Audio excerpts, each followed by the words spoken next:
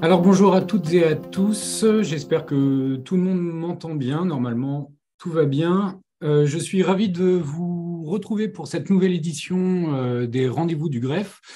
Donc nous vous proposons ce matin une heure d'échange sur la thématique de l'industrie agroalimentaire et plus particulièrement sur la formation des nouveaux salariés et leur intégration.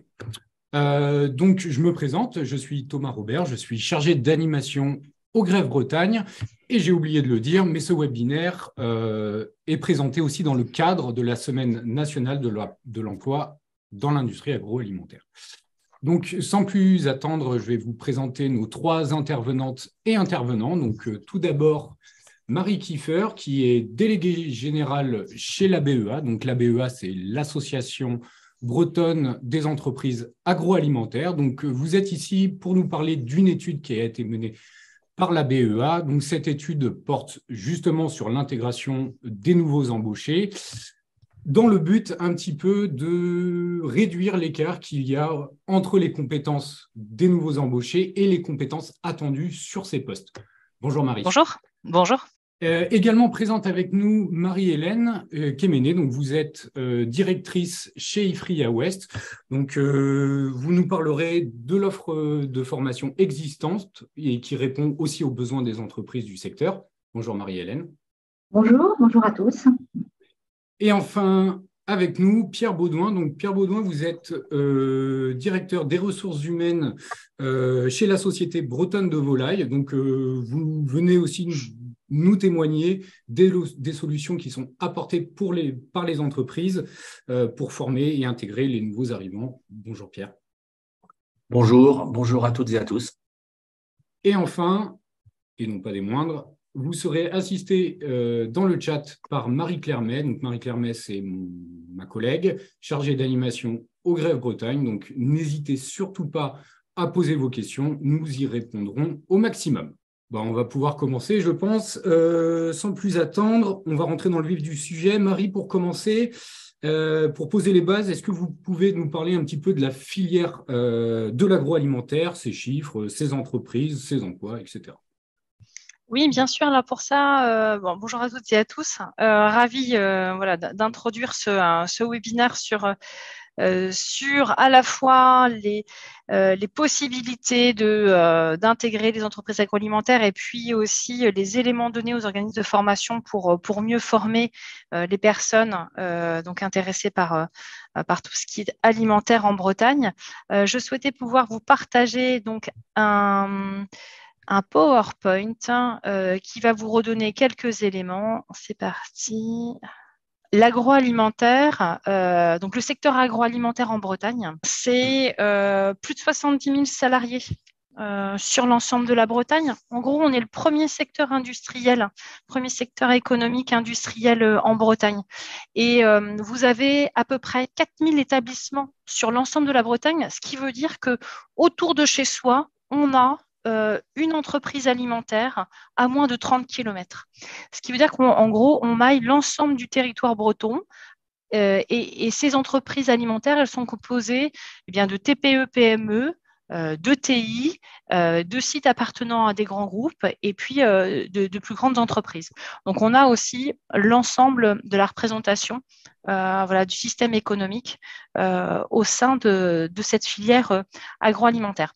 Aujourd'hui, en Bretagne, l'agro nourrit un Français sur trois, ce qui veut dire qu'on produit pour les Bretons, on produit pour le national et on produit aussi pour l'international. On a cette capacité-là et c'est ce qui fait que lors notamment de la crise du Covid, on a pu montrer cette résilience, c'est-à-dire cette capacité à poursuivre notre production et poursuivre la distribution de produits alimentaires sur le territoire national et un peu à l'international si je parle de 2020. Je vous ai passé quelques chiffres, mais Sur la partie agroalimentaire, ce qui est peut-être aussi intéressant à avoir en tête, c'est le nombre de fois où on fait appel à nos entreprises dans la vie quotidienne. Pour ça, je voulais vous proposer un tout petit film qui fait, je crois, moins d'une minute et qui résume un petit peu tout ça. Parce qu'on se réveille parfois avec le ventre qui gronde. Parce que certains ont besoin d'énergie dès le début de la journée. Parce qu'un bon barbecue, c'est la meilleure des thérapies. Et qu'il y aura toujours le self pour un déjeuner bien entouré. Parce qu'il y a toujours de la place pour un dessert. Parce que l'apéro sera toujours l'apéro. Parce qu'une bonne raclette, c'est une vraie tranche de vie.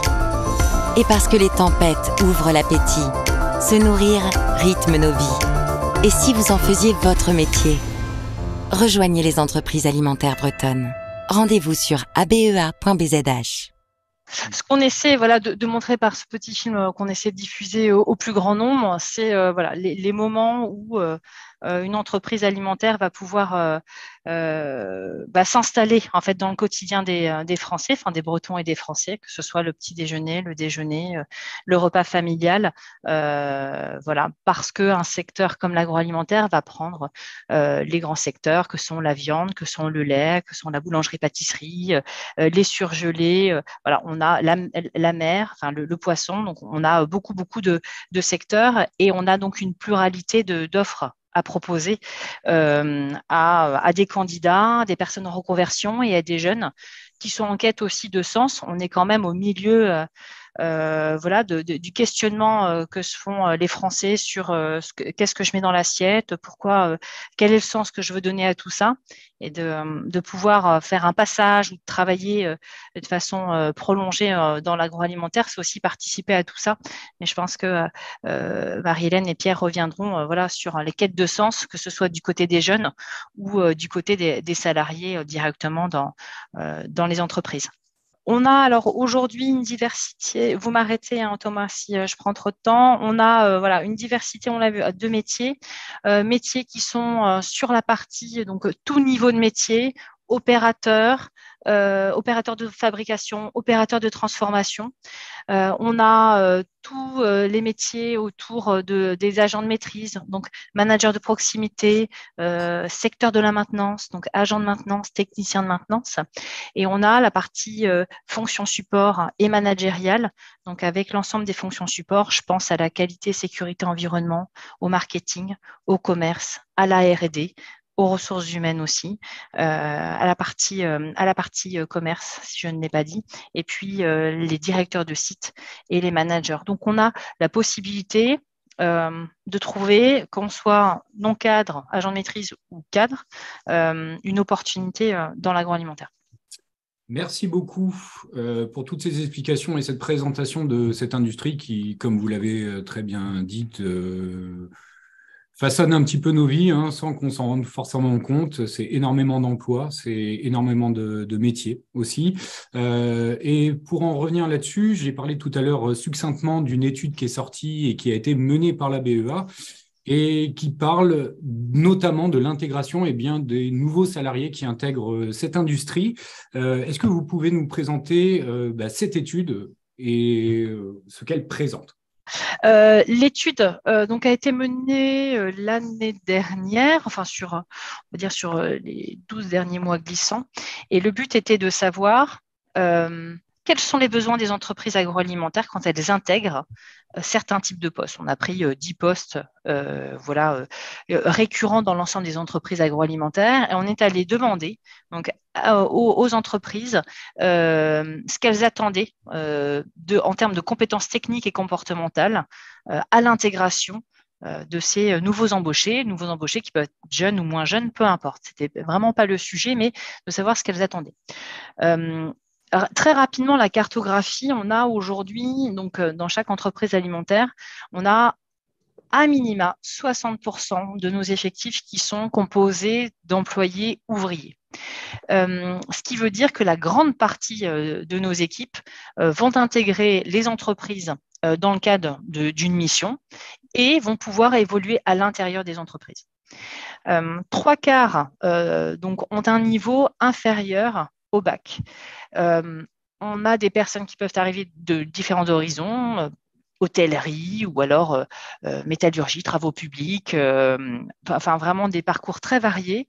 Et la spécificité des entreprises alimentaires, c'est d'avoir intégré pas mal de formations en interne, donc accompagnées et soutenues par des organismes de formation, mais encore une fois, Marie-Hélène y reviendra. Mais vous avez beaucoup de formations qui se font directement à la prise de poste et encadrées dans l'entreprise. Ça veut dire qu'on peut arriver sans expérience. On a à l'intérieur des entreprises la capacité de se former, alors à des premiers niveaux de qualification, et après de pouvoir évoluer à l'intérieur de ces sites. On a regardé en fonction de trois grandes populations, ça ne vous étonnera pas, ouvriers employés, techniciens agents de maîtrise, et ingénieurs et cadres techniques. On a regardé globalement le niveau requis des entreprises, la phase d'accompagnement et puis les compétences attendues manquantes aujourd'hui, puisque le but de cette étude, c'est bien d'identifier ce que l'on fait, les besoins et puis peut-être les trous dans la raquette.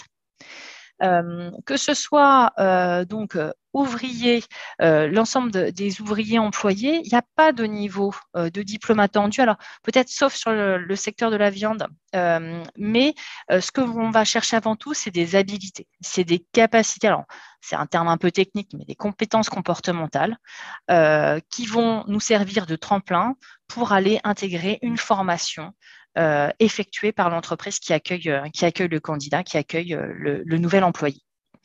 Sur la partie technicien agent de maîtrise, on a évidemment la maintenance où les entreprises ont besoin de BTS, de DUT maintenance avec des spécialisations. Les bacs pro, par exemple, sont demandés dans les entreprises. Bac pro et après BTS. Ce que l'on voit, Marie-Hélène en reparlera certainement aussi, c'est qu'on voit aujourd'hui que des jeunes poursuivent leurs études sur la partie maintenance, alors même que les entreprises ne sont pas forcément en demande de bac plus 5 sur cette partie maintenance. Donc là, on sent alors tout s'explique, mais qu'il peut y avoir un décalage. En tout cas, dès le BTS, nous avons des jeunes qui trouvent tout de suite un emploi, tout de suite des opportunités, que ce soit dans une ou plusieurs entreprises. Au niveau des ingénieurs et des cadres techniques, les critères de choix, on est sur des profils licence-master avec un goût prononcé pour l'alternance ou des stages de façon à avoir une première approche de l'entreprise. Sur les phases d'accompagnement, ce que l'on voit, c'est que les entreprises qui mettent en place des tutorats, donc ça c'est plus un message à destination des entreprises, mais qui formalisent le tutorat, c'est-à-dire l'accompagnement du nouvel embauché, quel que soit son profil à l'intérieur de l'entreprise, on sent tout de suite que cette professionnalisation permet derrière de proposer des formations qui ont été fléchées au mieux pour les nouveaux collaborateurs. Donc, on sent que cette partie tutorat, elle est vraiment la clé de voûte d'une professionnalisation de l'intégration dans les entreprises. Sans cette partie tutorat, l'entreprise va faire des choses, mais n'aura pas une politique très clairement engagée là-dessus. Donc, nous, on pousse à ce que les entreprises mettent vraiment en avant cette partie tutorat. Enfin, sur les compétences manquantes, aujourd'hui, on a des compétences comportementales qui sont les clés sur les postes de production, sur laquelle la difficulté lors d'un entretien, d'un échange avec un candidat, c'est d'aller détecter ses compétences.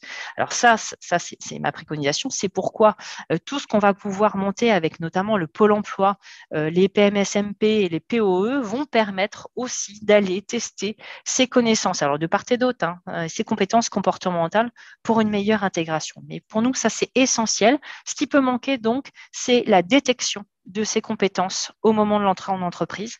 Et c'est peut-être aussi de l'identification, de la montée en compétences sur les parties formation de premier niveau.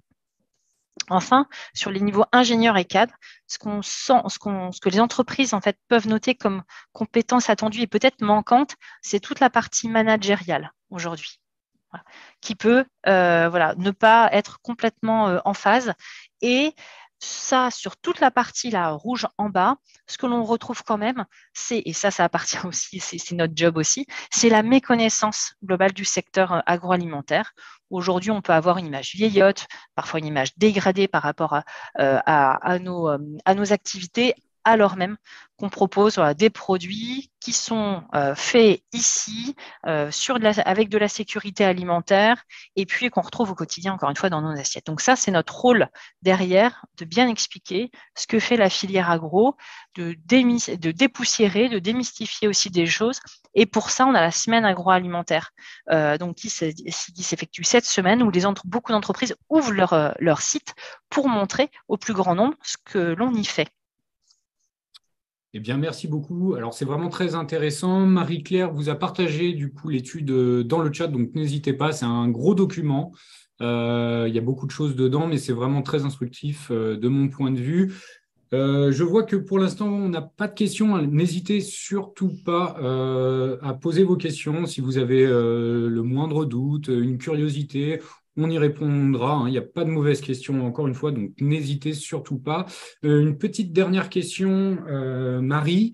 Alors, vous avez commencé à en parler aussi, mais c'est vrai que la conclusion de l'étude se finit sur des préconisations. Oui. Les entreprises doivent s'adapter parce qu'effectivement, comme vous l'avez dit, il y a des différences qui existent entre les compétences qu'ont les nouveaux embauchés, alors qu'ils leur viennent de différents domaines, notamment de leurs études supérieures, et qui sont des fois en décalage avec la réalité du terrain. Donc, les entreprises ont dû s'adapter, on en parlera tout à l'heure aussi avec Pierre. Mais donc, du coup, est-ce que vous pouvez un petit peu nous parler de cette conclusion ? Sur les préconisations, c'est ça, Thomas ? Sur les préconisations, ouais. Absolument. Tout à fait. Alors là, j'en ai parlé à l'instant, c'est de pouvoir rendre un secteur plus attractif. Aujourd'hui, on a la chance en Bretagne d'avoir le taux de chômage le moins élevé de France. Bon. Et le revers de cette médaille-là, c'est bien évidemment la grande difficulté d'attractivité. Alors là, de l'ensemble des secteurs. Bon, nous structurellement, compte tenu du nombre de personnes qui travaillent dans nos entreprises, on a toujours besoin de pouvoir recruter.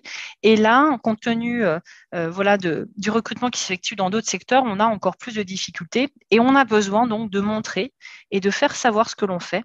Quand on dit plus de transparence, c'est simplement de pouvoir ouvrir les usines et d'éviter de se retrouver avec des jeunes qui peuvent dire qu'une entreprise agro, c'est une boîte noire au bord de la 2x2 voies. Voilà, c'est une étude aussi qu'a menée l'IFRIA sur ce sujet et qui avait pour but de bien comprendre le ressenti de ces jeunes par rapport au secteur. Donc, l'idée, voilà, c'est d'ouvrir cette boîte noire. Et puis, c'est de voir ce que l'on y fait et voilà, que ce soit sur la production ou de l'ordre de la distribution. C'est de pouvoir continuer à développer le suivi des nouveaux embauchés en entreprise. Ça, j'en ai parlé tout à l'heure. C'est la partie vraiment tutorat, un accompagnement sur ces jeunes populations. Alors, si on parle des plus jeunes, sur des jeunes populations qui ont besoin vraiment d'un encadrement, qu'on leur explicite vraiment les choses et de prendre ce temps-là. On sent que vraiment, à la fois c'est un besoin et nous, ça nous permet vraiment de nous professionnaliser. D'aborder l'angle aussi, pas uniquement au niveau de l'entreprise, mais sous l'angle du triptyque emploi, mobilité, logement. On sait quand on dit les freins périphériques à l'emploi, c'est plus du tout périphérique l'emploi et la mobilité et le logement. On est sur des grandes difficultés de mobilité pour rejoindre nos entreprises sur des horaires qui peuvent être décalés ou pour pouvoir se loger à côté de son travail, puisque c'est pas moi qui le dis, c'est Pôle emploi. Une personne qui travaille va faire en moyenne 12 km autour de chez lui pour aller travailler. Donc, on sent qu'on a besoin de favoriser donc, des possibilités de logement. Et aujourd'hui, les entreprises s'emparent de ces sujets parce qu'elles sentent que c'est essentiel pour elles. Développer donc les compétences comportementales, ça j'en ai parlé aussi, avec des formations complémentaires. On a besoin de ces compétences-là. Il y a beaucoup de choses qu'on peut apporter techniquement, mais sur ces compétences comportementales, on a besoin clairement d'organismes de formation, plutôt sur les premiers niveaux, qui vont nous accompagner là-dessus. Merci beaucoup, Marie. Pierre, on va passer à vous. Alors, je rappelle, vous êtes directeur des ressources humaines chez la société bretonne de volaille. On va commencer par le commencement. Est-ce que vous pouvez nous présenter ce qu'est la société bretonne de volaille ? Et après, on va rentrer un petit peu dans le vif du sujet, s'il vous plaît. Pour commencer à me présenter, je vais juste vous partager cette carte Voilà, donc la Société bretonne de volaille, alors je vais rebondir sur tout ce que vient de dire Marie, puisque je pense que ça va venir compléter. Voilà, je suis d'accord avec tout ce qui a été dit. Et je vais vous donner quelques exemples. Et un des premiers exemples, c'est qu'effectivement, en Bretagne, nos sociétés agroalimentaires, le sens qu'on donne à notre métier, c'est de nourrir la planète et de bien nourrir la planète. Donc c'est ça notre métier au quotidien, et c'est pour ça aussi que nous travaillons dans ce monde-là. La Société bretonne de volaille fait partie du groupe LDC. LDC, c'est le leader français de la volaille. Le groupe LDC est organisé en 4 grands pôles: un pôle international, un pôle amont, un pôle traiteur et un pôle volaille, qui est le plus grand pôle, qui lui-même est organisé en régions, avec la région Bourgogne, la région Vendéenne, la région Tour de Sablé, la région Normandie et la région Bretagne, avec la Société bretonne de volaille. Donc nous sommes le pôle breton du pôle volaille du groupe LDC. La Société bretonne de volaille, c'est 1 milliard d'euros de chiffre d'affaires, c'est 4 350 salariés, et aujourd'hui, c'est 12 sites, plus une plateforme logistique, 8 dans le Morbihan, 3 dans les Côtes-d'Armor, 1 dans le Finistère à Quimper, et avec 2 grandes activités. On a une activité d'abattage, découpe, conditionnement de poulets, canards et dindes. Et ça concerne 6 usines aujourd'hui, et on a 6 autres usines qui, elles, sont spécialisées dans la transformation de produits à base de volaille, des nuggets, des cordons bleus, de la charcuterie de volaille, des saucisses, du confit de canard, tous les produits transformés à base de volaille pour nos clients, avec deux spécificités. On fait beaucoup de produits halal, et on développe beaucoup une grosse activité autour de la restauration hors domicile. Donc on travaille directement ou indirectement avec des clients comme McDonald's, comme Burger King, comme Dona, comme Erta, comme Kerméné. Donc en fait, on travaille avec des industriels, ou on travaille directement avec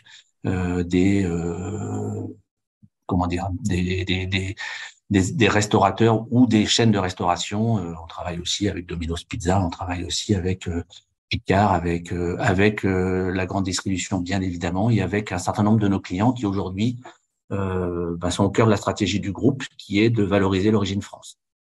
Voilà, pour nos métiers. Très bien. Pour la compréhension, en tout cas, de qui on est.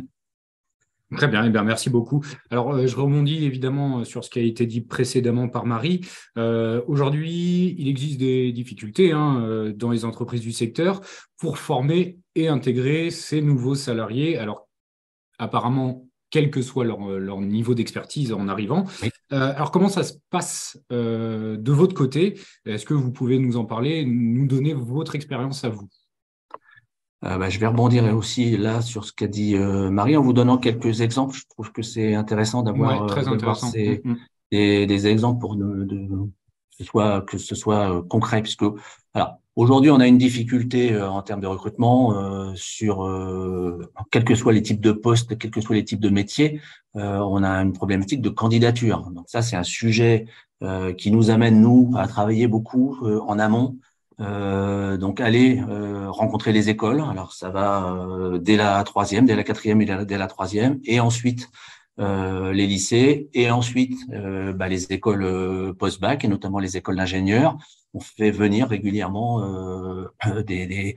des étudiants et leurs professeurs pour rencontrer nos métiers, et pour démystifier aussi ce que sont nos métiers, parce que parfois on a une image qui n'est pas la réalité. Pour vous donner un exemple aussi, pour le pôle SBV, sur les 7 dernières années, on a investi 350 millions d'euros dans nos usines pour moderniser nos usines. Voilà, 350 millions d'euros, c'est plus que le résultat de ces 7 années pour le pôle SBV. Donc ça veut dire qu'il y a une vraie volonté aussi d'améliorer les conditions de travail, d'améliorer les process, et d'améliorer aussi la performance. Donc ça, c'est un élément concernant, en tout cas, comment on peut essayer de mieux communiquer, mieux montrer qui on est et à qui on veut le montrer. Ensuite, effectivement, la question, elle est aussi d'abord et avant tout dans comment on accueille, comment on accompagne les personnes qui viennent chez nous. Et là, je vous prends 4-5 exemples en matière de formation. Si on prend un opérateur de production, Marie a évoqué la notion de tutorat, elle est fondamentale, bien évidemment. Donc, la question, elle passe par l'accueil.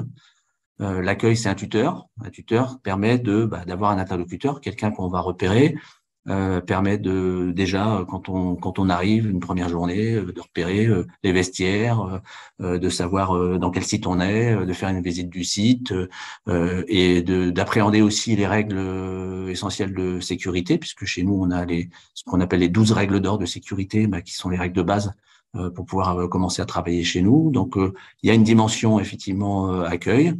Il y a aussi toutes les règles d'hygiène et de qualité qu'on va intégrer. Et Marie l'a dit, je le rappelle, on s'est jamais arrêté pendant le Covid, mais on s'est jamais arrêté aussi, c'est parce qu'en fait, ces règles de qualité, ces règles de sécurité, ces règles d'hygiène, elles préexistaient au Covid. On les a renforcées encore plus pendant cette période-là. On a continué à les garder pour une grande partie, mais c'est quelque chose qui est inhérent à notre métier.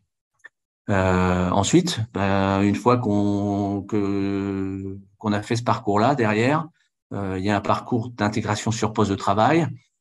Si je prends un opérateur en découpe, par exemple, il y a une phase de formation, comment manier un ciseau, comment manier un couteau, par exemple. Il y a un travail en doublon, donc j'ai un tuteur, mais j'ai aussi une personne qui est mon double, qui va me permettre effectivement d'acquérir les bons gestes, les bonnes façons de fonctionner. De temps en temps, je vais sortir de la production et là, on va me mettre sur un complément de formation avec des formateurs sur tout ce qui est métier de la découpe. Donc ça, c'est une partie formation en dehors de la production. Puis après, je vais revenir en production avec mon doublon et je fais un bilan. Je fais un bilan à la fin de la première journée, je fais un bilan à la fin de la première semaine, je fais un bilan au bout de 15 jours, je fais un bilan au bout d'un mois. Et donc, ce qui permet effectivement d'avoir une vision avec la personne qui m'a accompagné, mon tuteur, mais aussi avec le chef d'équipe ou le conducteur de ligne qui est dans l'environnement dans lequel je travaille. Donc, je ne suis pas tout seul. Donc ça, c'est un premier processus d'intégration quand on est opérateur ou opératrice de production. Si je suis sur une fonction transverse, ça peut être la recherche et développement, ça peut être la qualité, ça peut être le commerce, ça peut être le contrôle de gestion. Là, on va être plutôt sur un accueil avec un responsable de service, derrière la mise en place d'un planning d'intégration, un planning d'intégration qui me permet d'avoir une vision de où j'arrive. Et où j'arrive, c'est pas forcément le site sur lequel je suis, ça peut être aussi l'interaction avec d'autres sites, donc ça peut être aussi des visites de sites, mais aussi des visites de clients ou des visites d'autres personnes qui ont le même métier que moi ailleurs à l'intérieur du pôle. Vous avez vu, on a 12 sites, donc on peut faire ça aussi. Et puis là aussi, un bilan au bout d'une semaine, un bilan au bout d'un mois, et à la fin de la période d'essai, la plupart du temps, effectivement, elle est concluante, un rapport d'étonnement qui permet là aussi d'intégrer la personne dans un processus de tiens, il y a peut-être des choses que j'ai vues qu'on pourrait faire mieux, sur lesquelles on pourrait avancer, et puis nous apporter ses propres idées en matière de fonctionnement. Si je suis sur un poste de conducteur de ligne, je vais prendre deux derniers exemples rapides. Un poste de conducteur de ligne, on a mis en place depuis 4 ans un CQP, conducteur de ligne, CEI, validé par la branche, qui peut concerner soit un demandeur d'emploi, soit un intérimaire, soit un salarié qu'on a intégré dans un processus d'évolution. Et donc, je rejoins ce qu'a dit Marie tout à l'heure aussi, c'est dans nos métiers, on peut évoluer, même rapidement, opérateur, conducteur de machine, conducteur de ligne, régleur si on a des compétences techniques, et des passerelles ensuite. À travers les CQP, ça peut être une passerelle effectivement vers un poste de conducteur de ligne, à travers une formation CEI, ça peut être une formation de chef d'équipe et devenir chef d'équipe ensuite. Et puis après, effectivement, en fonction des parcours et des périmètres, évoluer vers des fonctions hiérarchiques ou des fonctions transversales. Et sur la partie encadrement, quand on embauche un agent de maîtrise ou un cadre en fonction du niveau d'intervention, on a de toute manière, dans les 2 années d'intégration, un processus de formation à travers l'école LDC Management, où là, on aura des modules de formation sur les règles de vie, sur l'assertivité, sur la connaissance de soi, sur l'animation d'équipe, ou LDC métier, où là, on va plutôt approfondir nos métiers. La connaissance de la matière, la connaissance des métiers de la maintenance, la connaissance du contrôle de gestion, la connaissance des métiers de la qualité, de la sécurité. Donc, on va rentrer plutôt dans une démarche plus opérationnelle. Donc, on a les 2 leviers, LDC Management et LDC métier, pour les fonctions d'encadrement d'une manière générale, que ce soit un encadrement hiérarchique ou un encadrement fonctionnel. Voilà, des exemples que je peux donner, en tout cas, de ce qu'on essaye de mener dans l'ensemble des sites, sachant que chaque site est autonome. Donc, chaque site prend en charge cette animation-là. Et nous, on a une coordination au niveau du pôle et ensuite au niveau du groupe sur un certain nombre de dimensions. Très bien. Nous avons une question aussi de Marie dans le chat qui pose une bonne question. À mon avis, c'est aussi comment vous intégrez, comment vous facilitez et vous maintenez des postes de travailleurs handicapés. Ah oui. Alors, en fait, aujourd'hui, l'ensemble de nos sites est quasiment et à jour de nos obligations en matière de travailleurs handicapés. La question, en fait, elle se pose d'abord sur la nature des handicaps. Aujourd'hui, en fait, on a des métiers qui sont globalement accessibles à tout le monde. C'est forcément plus compliqué quand on est en production pour des handicaps plutôt moteurs ou des personnes qui seraient effectivement en fauteuil, parce que là, pour le coup, il y a forcément, dans la plupart du temps, du déplacement. Par contre, sur le reste des natures des handicaps, soit on est sur des postes aménagés, on en a sur un certain nombre de sites, soit on est sur des accompagnements individuels, ce qu'on fait pour nos propres salariés, puisque cette question-là, elle se pose aussi pour nos salariés dans leur évolution, dans l'évolution des parcours professionnels.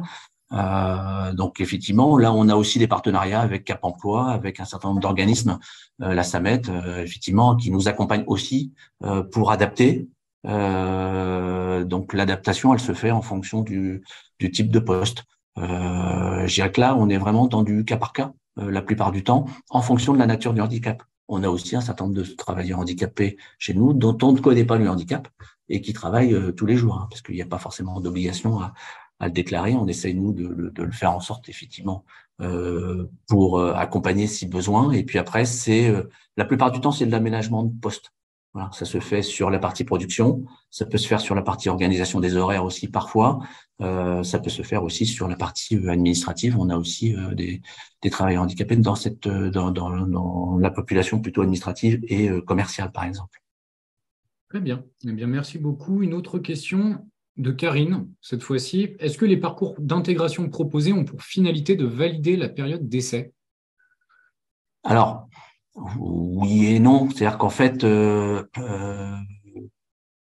c'est une question qu'on continue de se poser, mais sur laquelle nous avons évolué. Je pense que l'agroalimentaire, d'une manière générale, a évolué. C'est-à-dire qu'avant, pour être titularisé dans l'agroalimentaire, il fallait avoir fait 2 ans d'intérim. Voilà, on peut se dire les choses comme ça. C'était quand même la réalité. C'est peut-être même encore parfois un peu la réalité, malheureusement. En fait, nous, aujourd'hui, le sujet, il soit beaucoup plus rapide que ça. C'est-à-dire qu'en fait, aujourd'hui, dans notre démarche de fidélisation, la question de la période d'essai, il y a forcément une période d'adaptation. Je parlerai plutôt de ça. De base, quand on intègre quelqu'un dans nos équipes, nous, on lui fait confiance. Si on l'a intégré, c'est qu'on considère qu'elle est capable de. Voilà. Maintenant, ensuite, il y a un certain nombre de savoir-faire, un certain nombre de savoir-être à valider, mais qui tiennent pas forcément d'une manière générale à la question de la période d'essai. Donc, c'est quelque chose un peu de permanent. Donc, on essaye de mettre les personnes en condition que ça se passe bien et qu'elles réussissent. Donc, et qu'elles restent. Voilà. Donc, ça veut dire il faut qu'on soit professionnel dans nos processus. Il faut qu'on soit vigilant, qu'il soit bien raconté comme je viens de le dire, parce que parfois, quand on a des problématiques de production, quand on a des problématiques de poste, ou que toutes les personnes sont pas là pour pouvoir produire, on a tendance à aller plutôt rapide en production et à passer, et être un peu moins rapide dans la période d'intégration. Donc c'est plutôt ça, ce sur quoi il faut qu'on soit vigilant. Donc là, on a le processus que je vous ai raconté, c'est effectivement s'assurer de la première journée, la première semaine, le premier mois, et on a dans nos processus internes RH. Sur chaque site, au moins une fois par mois, la plupart des sites, un point sur qui est en intérim, qui est en CDD et à qui on propose un CDI. Et donc, du coup, systématiquement, on se repose la question et on se dit, oui, cette personne-là, elle est prête, on peut la basculer en CDI. Même si elle est là depuis 1 mois, même si elle est là depuis 2 mois, même si elle est là depuis 3 mois, on n'atteint pas forcément 6 mois pour se poser la question. Donc, c'est intégré dans nos processus dans les sites. Pierre, je me permets d'intervenir. Je Oui. vais te poser une question. Est-ce qu'aujourd'hui, parce que moi, c'est ce qu'on se dit avec pas mal d'entreprises, est-ce que quand tu proposes un CDI, il est accepté aujourd'hui? Alors ça, c'est un débat qu'on a avec nos RH, avec les RH, les 12 RH voilà, allez, on peut peut-être se dire entre 1 sur 2 et accepter spontanément, avec des gens qui sont très contents, qui disent bah c'est super, voilà. Le Mais deuxième, ouais, il n'est pas la deuxième accepté. personne, elle peut dire bah non, je veux pas de CDI parce qu'en fait je fais un calcul à court terme et je me dis que bah avec mon indemnité de précarité et puis mes congés payés qui sont payés en intérim, j'ai un salaire net qui est meilleur instantanément et donc il n'y a pas forcément cette vision. Donc là on lui explique qu'après elle va avoir un 13e mois, elle va avoir de l'intéressement, de la participation, elle va évoluer, enfin. Et puis, effectivement, peut-être qu'elle aura aussi plus de facilité d'accès à des crédits, à un certain nombre de choses, à du logement en étant CDI. Donc ça, c'est un sujet. Il y en a d'autres qui veulent pas se lier à une entreprise et qui se disent, bah finalement, si j'ai envie de changer, je suis plus libre si je suis en intérim. C'est aussi un calcul, c'est plus un vrai calcul. Moi, je pense qu'aujourd'hui, tous les salariés savent que même en CDI, s'ils ont envie de changer en Bretagne, effectivement, le taux d'emploi, il est ce qu'il est, bah je peux changer de toute manière. Donc c'est voilà. Donc ça, c'est un message à faire passer si jamais certains nous entendent. Et puis derrière, il y a aussi la question pour certains de se dire, mais de temps en temps, je veux m'arrêter. On a encore le cas. Ça sera peut-être un peu moins vrai avec la réforme de l'assurance chômage, on verra. Mais c'est aussi vrai pour certains salariés qui disent, finalement, si à un moment donné, je veux m'arrêter 2-3 mois, je vais m'arrêter 2-3 ou 4 mois. Et puis, quand je reviendrai, de toute façon, on me reprendra puisqu'on aura besoin de quelqu'un. Donc, c'est vrai qu'aujourd'hui, on a cette problématique de titularisation avec des salariés qui se disent, finalement, je suis bien aussi en intérim ou en CDD. Oui. Merci beaucoup. Alors, je vais devoir un petit peu… je vais prendre quand même une toute dernière question. Alors, une réponse très succincte. Est-ce qu'il existe des vidéos chez vous, j'imagine? Oui. De présentation vous en avez sur des le site, ouais. Sur le site SBV, vous en avez. Voilà, de monsieur ou madame voilà. Le Burel, j'ai pas le prénom. Vous pouvez aller voir des vidéos, il y en a. Et puis, si vous allez sur le site du groupe LDC, vous avez des vidéos de métiers. Très bien. Et puis, peut-être que Marie-Hélène va nous dire qu'il y a d'autres vidéos aussi ailleurs, la BOA aussi, j'imagine. Mais voilà, sur le site du pôle SBV, vous allez le trouver. Et sur le site du groupe LDC, vous avez des vidéos de nos salariés et de différents types de métiers. Oui. Eh bien, merci beaucoup. Et en plus, vous me donnez la transition toute faite, puisqu'on va passer à Marie-Hélène Kéméné. Donc, je rappelle, vous êtes directrice chez Ifria West. Du coup, même question. Qu'est-ce que Ifria West? Et est-ce que vous pouvez nous présenter un petit peu ce centre de formation, s'il vous plaît? Alors, d'abord, c'est vrai qu'Ifria West, avant d'être un organisme de formation, nous, on est une association paritaire donc dans laquelle on a une représentation de l'ensemble des branches agroalimentaires, la coopération, la branche conserve, la charcuterie industrielle, etc. Et donc, comme on est paritaire, on a aussi une représentation des organisations, les principales organisations syndicales. Et on fait partie d'un réseau des IFRIA.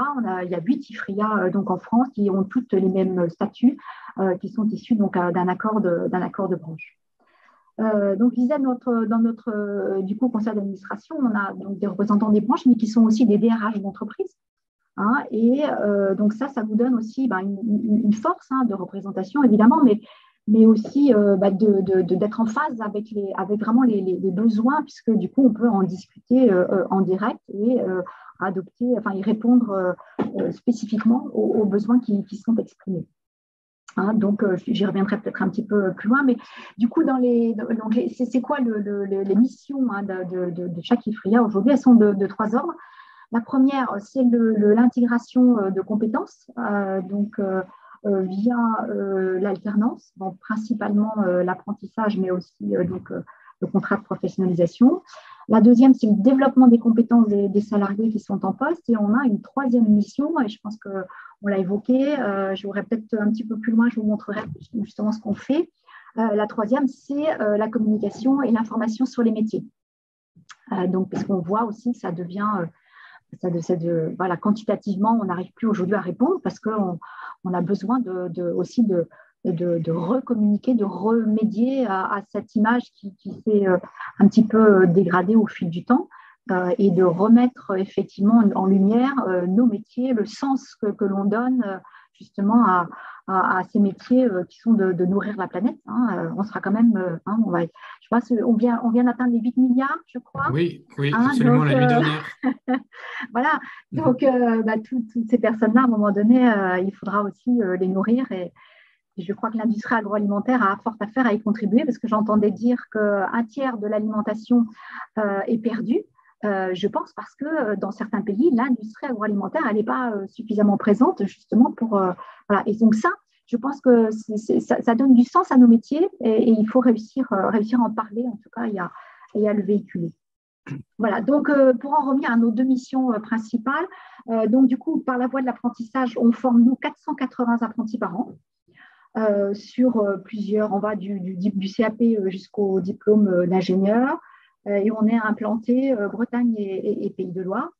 Et à côté de ça, on forme à peu près, je dirais, entre 460 et 500 stagiaires de la formation continue, que ce soit donc des nouveaux entrants ou des salariés déjà en poste. Voilà, pour donner un chiffre.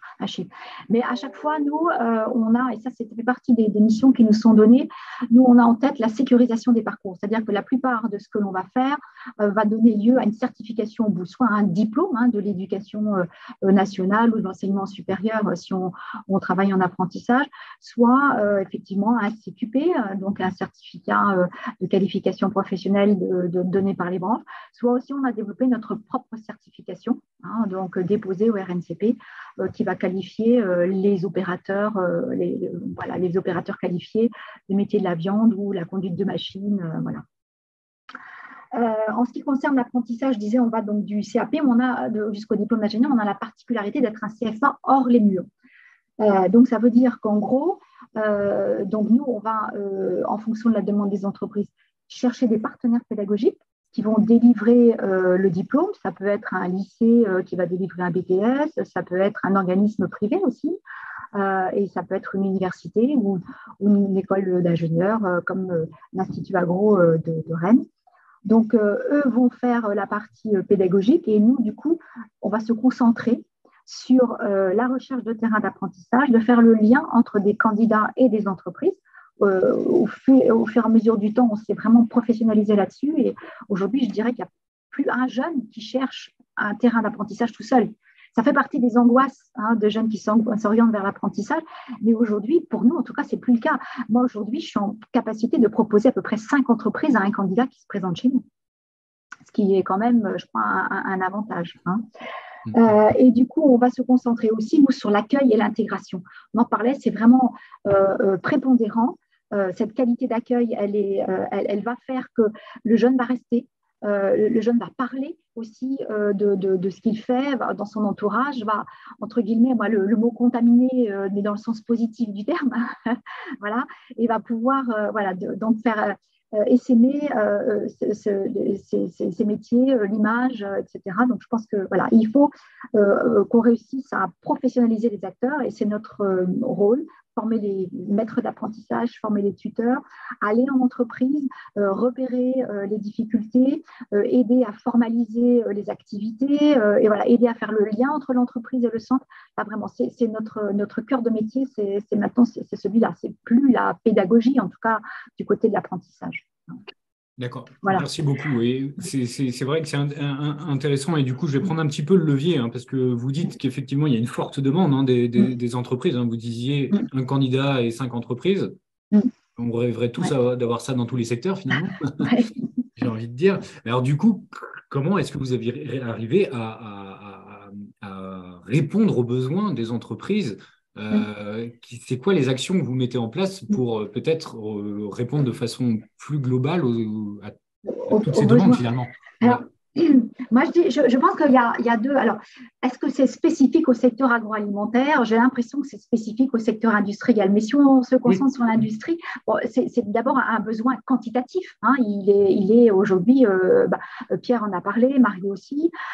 Donc aujourd'hui, on n'arrive plus à satisfaire la demande. Moi, aujourd'hui, je faisais le point récemment sur notre campagne là. on a une demande d'accueil d'apprentis sur 3 qui n'a pas pu être satisfaite cette année. Je dirais même plus dans le domaine de la maintenance, c'est plutôt 1 sur 5. Hein, voilà. Donc nous, du coup, pour trouver des candidats, on va développer toute une série d'actions. On est très présent sur les réseaux sociaux et surtout, en fait, ce qu'on a développé, c'est la réactivité. Être extrêmement réactif quand on a un candidat, entre guillemets, le terme est peut-être un peu trivial, mais on ne le lâche plus, quoi. On serre les dents et on va vraiment essayer de l'emmener jusqu'au bout, jusqu'à rencontrer une entreprise. Hein. C'est vraiment notre particularité. Hein. Et puis, on fait intervenir les jeunes dans les écoles, on y va, nous aussi. On demande aux entreprises d'ouvrir leurs portes, de venir témoigner. Enfin, voilà, tout est bon aujourd'hui pour justement essayer de faire venir du candidat. Donc, peut-être déjà, sur ce besoin quantitatif, en tout cas, nous, on essaye d'intervenir comme ça. Après, dans les besoins peut-être plus spécifiques du secteur, je pense qu'il y a d'abord, l'agroalimentaire, c'est d'abord une industrie. Moi, je dirais c'est ça. Et qu'aujourd'hui, on a donc des besoins qui sont spécifiques avec des règles, des codes qu'on a dans une industrie qu'on ne trouve pas dans une start-up ou autre. Hein. On n'est pas, l'environnement n'est pas le même. Et si je donne un exemple, par exemple, on avait, nous, et ça rejoint ce que disait Marie, par exemple, sur les besoins en management, en formation en management pour l'encadrement. On avait une demande, effectivement, notamment sur la gestion des conflits. Ça fait partie du management, même si ce n'est pas la partie la plus rose du management. Mais en tout cas, voilà. Et celle-là, c'est vrai qu'on ne peut pas laisser les jeunes directement dans l'entreprise en prise avec cette gestion de conflits sans les avoir un peu informés en amont. Et on avait, on s'est dit, il y a une façon, je pense, qui est très impliquante, et c'est le serious game. Et donc, on s'est dit, on va partir sur un serious game. Et du coup, mais comme c'est quand même assez coûteux de faire un serious game, on a regardé un peu ce qui existait déjà dans le paysage. Et alors là, à notre grande surprise, on trouvait des environnements, c'était des salles de réunion, des bureaux, des machines à café, voilà. Mais rien à voir avec un environnement industriel qui peut être bruyant, ou dans lesquels les gens sont souvent pressés, vont beaucoup bouger, vont se déplacer dans un univers qui présente des obstacles, etc. Donc, c'est vrai que tout ça était très particulier. Donc, on s'est dit, on va le faire nous-mêmes. On va le faire. Et donc là, on a créé un environnement, un univers 3D avec des avatars. On a Marie, la responsable d'équipe, on a le délégué CSE, on a différents opérateurs, on a le technicien de maintenance aussi. Et on a tout cet environnement-là et on fait jouer à l'intérieur de ça nos apprentis. Et on les a intégrés aussi à la création du jeu. Donc, on avait des industriels autour de la table, des jeunes, et on leur a demandé ce qu'ils voulaient. C'est quoi, par exemple, un conflit, c'est quoi le plus gros, quel est le plus grand facteur de génération de conflits dans l'entreprise? Et effectivement, c'est quoi? C'est souvent le planning de congé. Ça commence par ça. Ou le respect des règles d'hygiène. C'est comment on y répond en termes de management quand quelqu'un refuse de mettre un casque anti-bruit, passe outre quelques règles de sécurité. C'est une source de conflit, mais comment on y répond? Voilà. Donc, on a créé tout cet environnement, mais surtout, on a fait aussi intervenir des jeunes parce qu'on n'apprend plus aujourd'hui comme avant. Et je pense que c'est important aussi de mettre ça sur la… Mais il faut impliquer. Et donc, ils nous ont demandé de rajouter des notions, alors que je ne connaissais pas, mais ça s'appelle le gaming. Voilà. Donc, on a mis des petits trucs, des challenges, etc., pour les impliquer, les inciter à y aller. Voilà. Donc, ça, c'est une première façon de répondre. À côté de ça, je dirais, on a aussi, je pense, un module qu'on vient de développer quand on parle de savoir-être, c'est celui d'apprendre à apprendre. Parce que je trouve qu'aujourd'hui, il y a beaucoup d'entrants qui manquent de curiosité, qui vont pourtant qui démarrent leur carrière professionnelle et qui vont devoir la mener. Alors, moi, je suis à 42 ans de travail bientôt, mais eux, je ne sais pas jusqu'à combien vont devoir aller, mais ça s'annonce en tout cas. Voilà. Et donc, comment on fait pendant toute cette carrière pour se maintenir à niveau, pour être toujours en veille, pour toujours avoir envie? Voilà. Et donc, on a développé ce module Apprendre à apprendre qu'on dispense à l'ensemble de nos apprentis et aussi aux gens qui sont en formation continue parce que c'est important. Et la réforme de 2018, elle allait dans ce sens. Elle était de dire chacun doit s'emparer de son avenir professionnel. Et comment on le fait? Eh bien, il faut aussi leur donner les clés. Voilà. Donc, ça, c'est… Voilà. Et puis après, évidemment, je dirais que notre secteur alimentaire, sa spécificité, c'est tout ce qui va concerner l'hygiène alimentaire, la sécurité alimentaire. Par exemple, dans nos BTS maintenant, nous, on va ajouter des heures complémentaires dédiées à la sécurité alimentaire qui n'existent pas aujourd'hui dans le référentiel du diplôme et qu'on va faire en heures supplémentaires. Voilà. Très bien.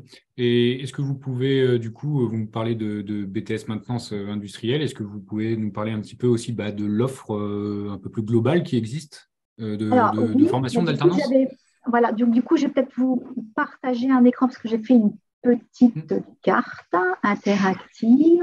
Alors, pendant que tu cherches, Marie-Hélène, juste pour appuyer ta formation Apprendre à apprendre, c'est déterminant aujourd'hui, globalement, une compétence technique.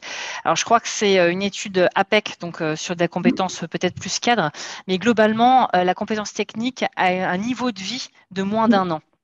Ouais. Voilà, ce qui veut dire que le apprendre à apprendre, c'est peut-être la première chose à apprendre sans faire de mauvais jeu de mots. Tout à fait. Ouais. On voit bien votre carte.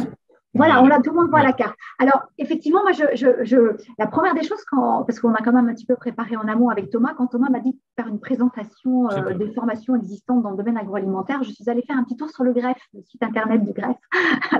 C'est excellent d'ailleurs, je vous invite tous à y aller. Donc, quand on tape agroalimentaire sur le site du GREF, il y a près de 400 formations qui sortent. Oui. Voilà. Donc, je me suis dit, je ne me voyais pas présenter 400 formations.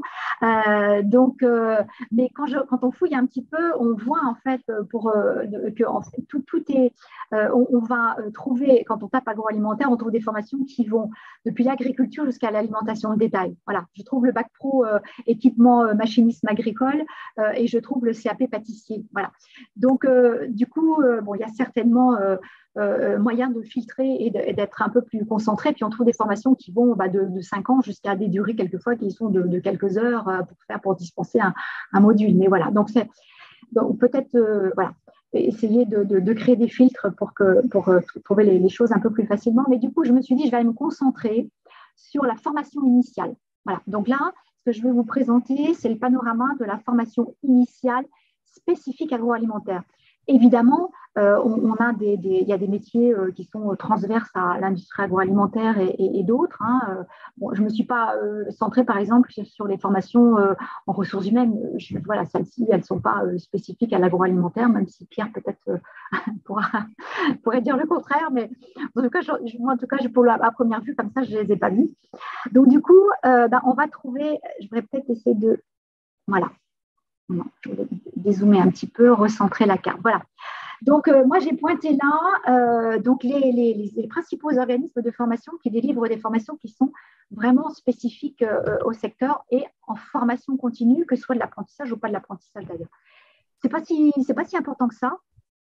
Moi, je vois, j'ai des collègues IFRIA Aquitaine où il y a moins de salariés dans l'industrie agroalimentaire, ils ont plus de formations spécifiques sur leur territoire. Voilà. Donc, du coup, je vais commencer ici. Donc, on trouve à Vitré l'école des métiers de l'alimentation, donc qui va délivrer du CAP industrie alimentaire, du brevet professionnel industrie agroalimentaire, donc, mais avec des effectifs qui sont relativement faibles, mais qui sont là sur ce bassin qui est quand même très concentré en industrie agroalimentaire à Vitré. Donc, je pense que c'est aussi pour ça qu'il se maintient. Je vais peut-être laisser un petit peu de côté, mais il y a 2 gros pôles effectivement qu'on va trouver qui font de la formation. C'est Rennes, évidemment. Donc Rennes, on trouve là l'Institut Agro Rennes-Angers, qui était anciennement l'Agrocampus, qui délivre donc des formations d'ingénieurs et des masters qui sont vraiment dédiés au secteur. Et on a aussi tout le pôle de Quimper, avec effectivement ici des formations très, très spécifiques, puisqu'on a un IUT, et on a une formation d'ingénieur vraiment dédiée à l'industrie alimentaire et avec son pendant qu'on va retrouver à Brest, mais avec une spécificité microbiologie et sécurité sanitaire. Voilà. Après, dans les points qui sont bleus là, ce sont des BTS maintenance, mais dédiés au secteur alimentaire avec les heures complémentaires dont je vous parlais. Et alors après, on a quand même une formation qui était vraiment très emblématique de notre secteur, mais qui est en train de complètement disparaître. C'était le BTS, qui formait l'encadrement intermédiaire ou le niveau conducteur de ligne plus. Celui-ci, on va retrouver un sur Rennes et un autre, je crois, non, c'est pas ici, c'est là. Hein, c'est vraiment voilà, avec des effectifs qui sont en train de s'affaiblir de façon très inquiétante. Et je pense qu'on va vers la disparition de ces diplômes en Bretagne, à une échéance assez prochaine. Voilà. Alors, est-ce que vous nous autorisez à diffuser la carte? Est-ce que vous pouvez, parce que je n'ai pas le lien, est-ce que vous pouvez le mettre sur le chat? Oui, ok, je partagerai parce que du coup, c'est un Google Drive et donc je ferai le partage avec vous, Thomas. D'accord, et moi je repartagerai. S'il y en a que ça intéresse dans le chat, on pourra vous donner cette carte. Je suis obligé de conclure ce webinaire. C'était vraiment très intéressant. Donc, un secteur à valoriser avec des transformations qui existent déjà, avec des solutions apportées par les entreprises. Donc, ce fut vraiment très intéressant. J'espère que vous avez tous passé aussi un agréable moment. En notre compagnie, j'en profite pour vous donner aussi rendez-vous pour notre prochain webinaire qui portera sur un tout autre sujet qui est le métavers en formation, donc mythe ou réalité. Donc, nous y répondrons le 1er décembre prochain. Donc, n'hésitez surtout pas à vous inscrire sur la page animation du Grève Bretagne. Merci beaucoup Marie, merci beaucoup Marie-Hélène et merci beaucoup Pierre pour vos interventions extrêmement riches. Je pense que c'était nécessaire de parler de cette industrie. Vous l'avez très bien fait, c'était très intéressant. Merci également Marie-Claire pour ton intervention dans le chat aujourd'hui. Et évidemment, merci beaucoup à tous d'être présents aujourd'hui et d'avoir posé vos questions. Encore merci et à bientôt. Au revoir. Merci, au revoir. Au revoir. Merci. À très bientôt, merci, au revoir.